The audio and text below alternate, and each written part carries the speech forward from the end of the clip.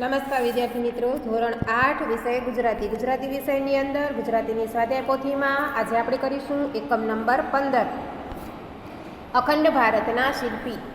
તો એની અંદર પ્રશ્ન નંબર 1 છે. નીચેના પ્રત્યેક પ્રશ્નના ઉત્તર માટે આપેલા વિકલ્પોમાંથી જે વિકલ્પ સાચો હોય તેની પાસેના વર્તુળની પેનથી પૂર્ણ ઘટ કરો. આની અંદર જે સાચો જવાબ આવે છે માત્ર હું એ જ બોલીશ. પેલું છે બારડોલીની લડત વલ્લભભાઈના સમર્પિત જીવનની સિદ્ધિઓનું શું ગણાય છે? તો આવશે સી શિરછોગું.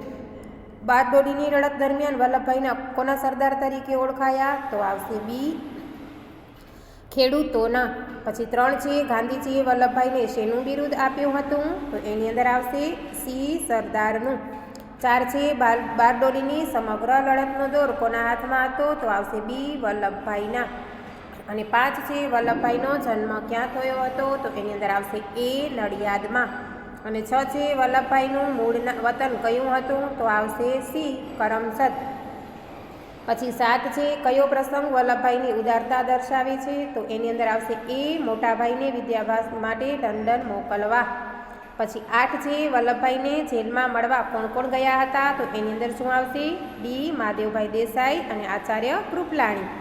પછી 9 છે અંગ્રેજ સરકારે વલ્લભભાઈની કયા ગામમાંથી ધરપકડ કરી હતી? તો એની અંદર આવશે સી રાસ. પછી 10 છે જ્યાં સરદારને કેદ રાખવામાં આવ્યા હતા તે સાબરમતી જેલનો વિભાગ કયા નામથી ઓળખાય છે? તો આવશે ડી સરદાર સ્મૃતિ વિભાગ. પછી 11 છે કવિ હરિવંશરાય બચ્ચને વલ્લભભાઈને શાની ઉપમા આપી હતી? તો આવશે બી લોખંડી પુરુષ. પછી 12 છે આપણા દેશની ત્રિમૂર્તિમાં કોનો સમાવેશ થતો નથી? તો એની અંદર આવશે ડી લાલ બહાદુર શાસ્ત્રી. પછી નંબર 13 વલ્લભભાઈના કયા નામથી વિશેષ જાણીતા છે? તો વલ્લભભાઈ સી લોખંડી પુરુષ. ગાંધીજીના અંગત સચિવનું નામ જણાવો. તો એની અંદર આવશે ડી મહાદેવભાઈ દેસાઈ. પછી 15 છે વલ્લભભાઈના દીકરીનું નામ શું હતું? તો આવશે બી મણિબહેન. પછી 16 છે વલ્લભભાઈની દીકરીને પિતા તરફથી વારસામાં શું મળ્યું હતું? તો આવશે સી સાદગી. અને વલ્લભભાઈનો જીવન મંત્ર શું હતો? તો સી સાદું જીવન અને ઉચ્ચ વિચાર. હવે પ્રશ્ન નંબર 2 છે કૌંસમાં આપેલા શબ્દોમાંથી યોગ્ય શબ્દ પસંદ કરી ખાલી જગ્યા પૂરો. કૌંસ આપેલા છે તો એ હું ખાલી જગ્યા વાંચું છું. રાજાઓના તાજ મુકાવ્યા ધન્ય વીર વલ્લભ સરદાર. પછી 2 છે સરદાર જન સમુદાયની નાળના ભારે પારખું હતા. પછી 3 વલ્લભભાઈ સાદગી પ્રિય હતા. પછી 4 છે આપણા હાથેથી એક દમડી સરકારને ન આપવી. અને 5 છે અખંડ ભારતના શિલ્પીનું તારીખ 15/12/1950ના રોજ અવસાન થયું. હવે આવે છે પ્રશ્ન નંબર 3. નીચેના વિધાનોમાંથી ખરા વિધાનો સામે રાઈટની અને ખોટા વિધાનો સામે ચોકડીની નિશાની કરો. 1 છે વલ્લભભાઈ પટેલ સમગ્ર દેશના લોકહૈયામાં સરદારનું માનભર્યું સ્થાન પામ્યા હતા.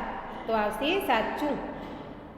વૈદરાજે ઈલાજ માટે લોખંડના ધગધગતા સળિયા વડે ડામ દઈ દીધો. તો આવશે ખોટું. પછી 3 છે વલ્લભભાઈ નાળિયેર જેવા ઉપરથી કઠણ અને અંદરથી કોમળ હતા. તો આવશે સાચું. 4 છે છાવણી જેવી જિંદગી ગાળવી ન પોસાય. તો આવશે ખોટું. પછી 5 છે આજે તમે દાળ બનાવી હતી તેવી ખાટી ખાટી દાળ. તો આવશે ખોટું. પછી 6 છે આપણા દેશની ત્રિમૂર્તિ ગાંધી સરદાર અને આચાર્ય કૃપલાણી. તો એ પણ આવશે ખોટું. પછી 7 છે આપણી રાષ્ટ્રભાષા કવિ હરિવંશરાય બચ્ચને સરદાર માટે અદ્ભુત કવિતા રચી છે. તો આવશે સાચું. હવે આવે છે પ્રશ્ન નંબર 4. આની અંદર ઘણા બધા પ્રશ્નો આપેલા છે. એમાંથી હું તમને એક પ્રશ્ન સમજાવીશ અને તમારે એકમમાંથી બીજા પ્રશ્નો જાતે કરવાના રહેશે. વલ્લભભાઈના જીવનમાં ભારતના સ્વાતંત્ર્ય સંગ્રામની જેમ કોનું આગવું અને અનોખું મહત્વ છે? તો વલ્લભભાઈના જીવનમાં ભારતના સ્વાતંત્ર્ય સંગ્રામની જેમ બારડોલીની લડતનું આગવું અને અનોખું મહત્વ છે. હવે પ્રશ્ન નંબર 2. તો 2 થી કરી અને 15 સુધી તમારે જાતે કરવાના રહેશે. હવે આવે છે પછી પ્રશ્ન નંબર 4. તો એની અંદર 2 વાક્યોમાં ઉત્તર લખવાના છે. પ્રશ્ન નંબર 6 ની અંદર 3-4 વાક્યોમાં લખવાના છે. તો એ બધા પ્રશ્નોના જવાબ તમારે જાતે કરવાના રહેશે. પછી આવે છે પ્રશ્ન નંબર 7. નીચે આપેલા શીર્ષકને આધારે 5-6 વાક્યો લખો. તો આની અંદર તમારે એક હું તમને સમજાવીશ અને એના પછીના તમારે જાતે કરવાના રહેશે. એમાં પહેલું છે બારડોલીની લડત. તો અંગ્રેજો સરકારે જ્યારે ખેડૂતો પર ગેરવ્યાજબી મહેસૂલ વધારો લાગુ પાડ્યો હતો. આથી ખેડૂતોને ન્યાય આપવા માટે વલ્લભભાઈએ બારડોલીની લડતના સૂત્રધાર બન્યા હતા અને આ વલ્લભભાઈના સમર્પિત જીવનની સિદ્ધિઓનું એક શિરછોગું ગણાય છે.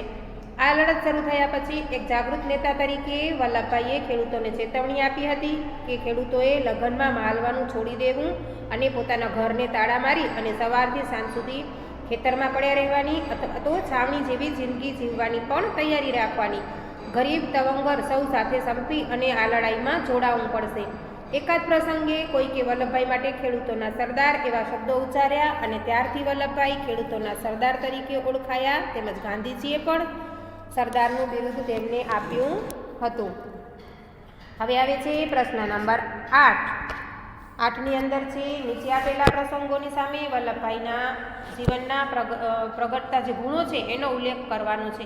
વૈદરાજે ઈલાજ માટે લોખંડના ધગધગતા સળિયા વડે ડામ દેવાનું કહ્યું. કુમળું બાળક જોઈ ખુદ વૈદરાજ અઢવ અનુભવવા લાગ્યા.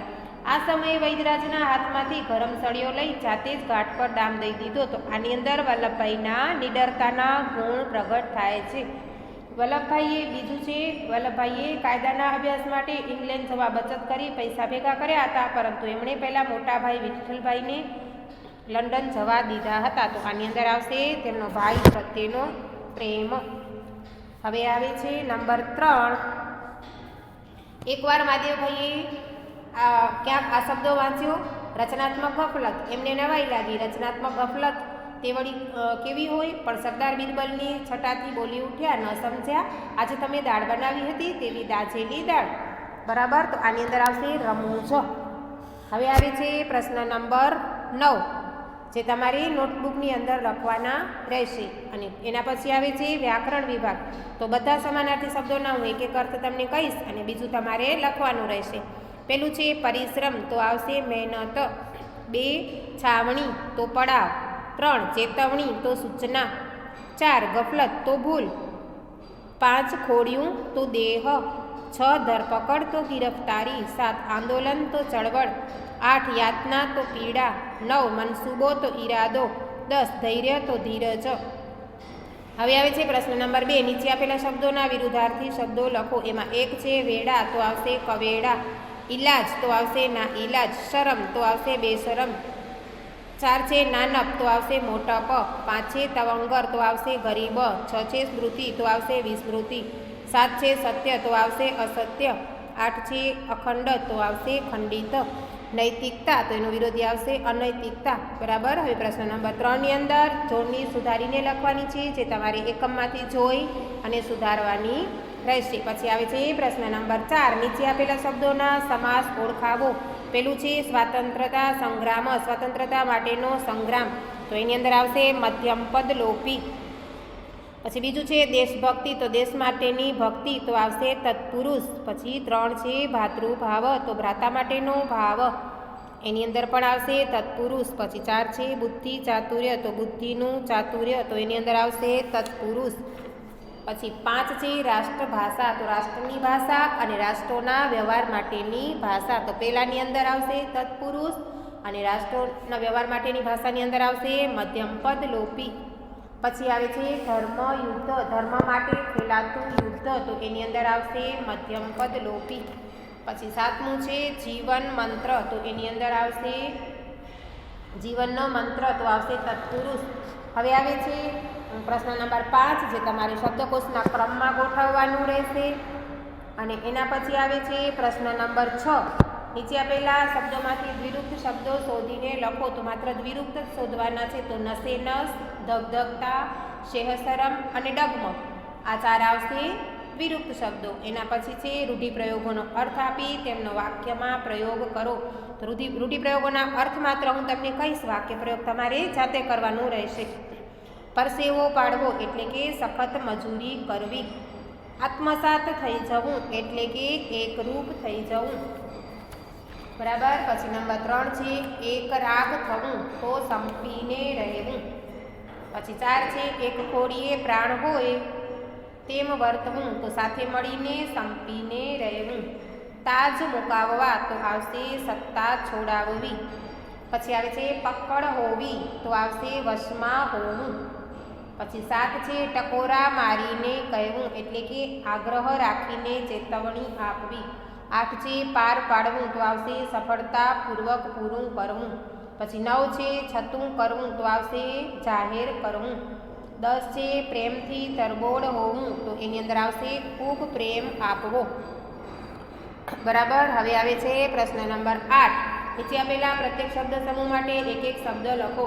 એમાં પેલું છે માથા પરની કલગી તો આવશે શિર છોગું. પછી 2 છે ખરાબ કે સારું લાગશે એની પરવા કર્યા વગર સાચું કહી નાખનારું તો આવશે આખા બોલું. 3 છે નાનું છાપું કે ચોપાનિયું તો આવશે પત્રિકા. અને 4 છે આકાશ સુધી પહોંચનાર તો આવશે ગગનભેદી. પછી 5 છે લોખંડના જેવું દ્રઢ મનોબળ ધરાવતો પુરુષ તો આવશે લોખંડી પુરુષ. પછી 6 છે જીવનનો મુખ્ય આદર્શ તો આવશે જીવન મંત્ર. હવે આવે છે પ્રશ્ન નંબર 9. નીચે આપેલા વાક્યોમાંથી સાદું, સંયુક્ત અને સંકુલ વાક્ય અલગ તારવો. એમાં પેલું છે ગાંધીજીએ વલ્લભભાઈને સરદારનું બિરુદ આપ્યું હતું તો આ એક સાદું વાક્ય છે. પછી બીજું છે નાળિયેર ઉપરથી કઠણ અને બરછટ લાગે પણ અંદરથી મીઠું અને કોમળ હોય છે તો આ સંયોજક વડે જોડેલું વાક્ય સંયુક્ત વાક્ય છે. 3 છે લડાઈ લડવી હોય તો લગ્નમાં મહાલવાનું ન પોસાય તો આ આવશે સંકુલ વાક્ય. 4 છે આ કાર્ય ખૂબ જ મુશ્કેલ હતું પણ તેમણે કુનેહપૂર્વક પાર પાડ્યું હતું તો એ આવશે સંયુક્ત વાક્ય. 5 છે જ્યાં સમજાવટથી કામ ચાલ્યું ત્યાં તેમ કર્યું પણ જ્યાં કડક હાથે લેવાનું હતું ત્યાં પણ કડક પણ દાખવ્યો તો સંકુલ અને સંયુક્ત વાક્ય બંને આવી શકે છે. પછી 6 છે જો પોતાના ઉપર વળતો પ્રહાર આવે તો તેઓ જરાય ડગમગતા નહીં તો આવશે સંકુલ વાક્ય. અને સાદું જીવન અને ઉચ્ચ વિચાર તેમનો જીવન મંત્ર હતો આ એક સાદું વાક્ય છે. પછી 8 છે મણિબેનની સાદગી પણ એવી કે થીગડું મારેલી સાડી પહેરવામાં પણ તેઓ નાનપ અનુભવતા નહોતા તો આ એક સંયુક્ત વાક્ય છે. હવે કેટલીક પ્રવૃત્તિઓ છે જે પ્રવૃત્તિઓ આપણે વર્ગખંડમાં રજૂ કરવાની હોવાથી આપણે પ્રવૃત્તિ કરીશું નહીં. Thank you.